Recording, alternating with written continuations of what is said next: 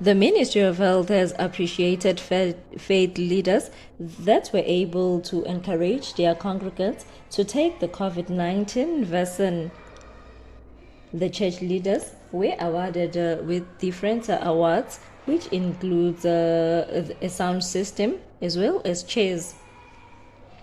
Dr. Qinile Buthelezi from the Ministry of Health stated that she is confident that the church is a good ground that will yield many positive successes in ensuring a better life for all. Lelanga nanamuhla limqoka kakhulu thina etikweni letempilo ngani ngoba lilanga lapho sikhona kubonga khona sibonga emasondlo aka League of Churches laselibonjeni nakamanzini lasibambise kakhulu ukuthi sikhone ukuvikela inombolo letinkulu esithi tfolile kuletifundza totimbili.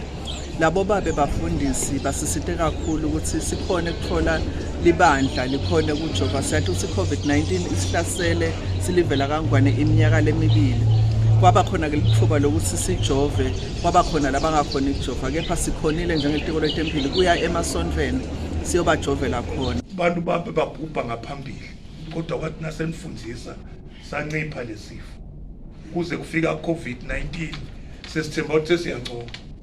Qhamuka COVID-19 wasuqala phasi kusifo ke lesi bandla lekubuya ka health sethuke kakhulu.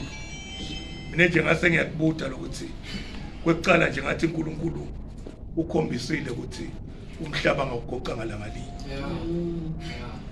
Sake sekube nesifo lesihlasela umhlaba wonke jikelele. Shongesheya. Kwaba nalombutho othi wena usele usatha usala isikhathi lesiganani. Usele ngobunani. Awusengiyashumayela. Amen. Amen.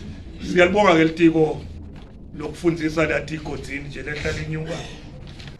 Bishop Samson Hlangwago thanked the Ministry of Health for spreading the word on HIV and AIDS as well as COVID-19.